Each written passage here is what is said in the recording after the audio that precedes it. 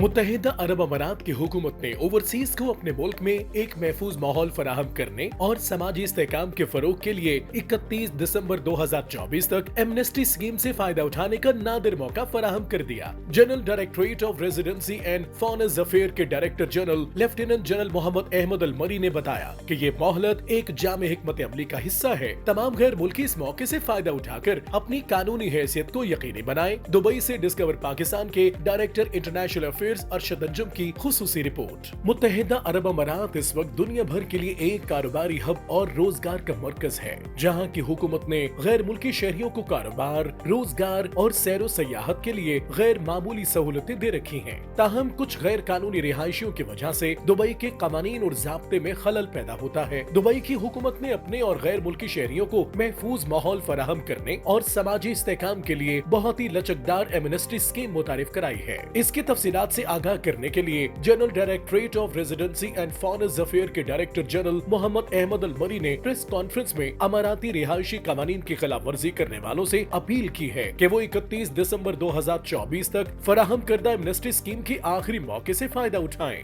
और अपनी कानूनी हैसियत को दुरुस्त कर लें। उनका कहना था कि ये मोहलत एक जामे हिकमत अमली का हिस्सा है। एमनेस्टी के इख्तिताम के बाद सख्त मॉनिटरिंग का अमल शुरू किया जाएगा और रिहायशी वीजा न रखने वालों के खिलाफ सख्त कार्रवाई अमल में लाई जाएगी। उन्होंने कहा कि इमिग्रेशन हुकाम तमाम खिलाफ वर्जी करने वालों को दो टोक अल्फाज में कह रहे हैं कि वो 31 दिसंबर से पहले अपनी रिहायशी वीजे को दुरुस्त करें ताकि वो महफूज और मुस्तहकम मुआशरे की तामीर में हिस्सादार बन सकें। Amnesty is going to finish already 4 months. Before everything, we have to thank Allah, and after that, we have to thank our President, His Highness Sheikh Mohammed bin Zayed Al Nahyan, the President of United Arab Emirates, His Highness Sheikh Mohammed bin Rashid Al Maktoum, Vice President of United Arab Emirates, Prime Minister, ruler of Dubai, whom they support this amnesty and whom they took the action for this amnesty. In general, as United Arab Emirates, a humanitarian state, we will continue to be humans, treating these people whom they are already, actually they are humans too. All of us are the same. We should support each other. We should live together, be happy.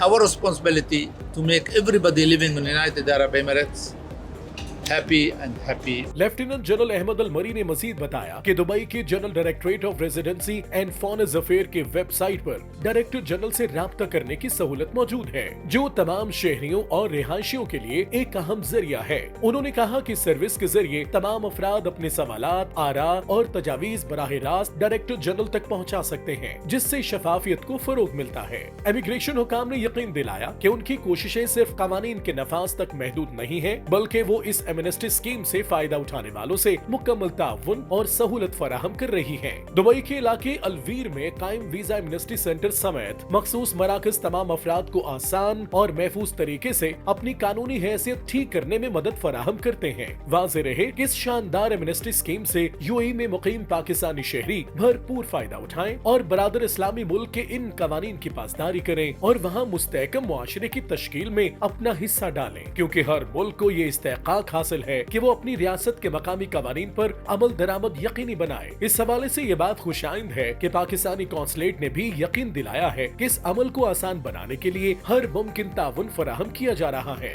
Immigration हुकाम ने भी appeal की है कि गैर कानूनी सरगर्मियों की इत्तला दी जाए। राब्ते के लिए फोन नंबर 800511 24 घंटे दस्तयाब है।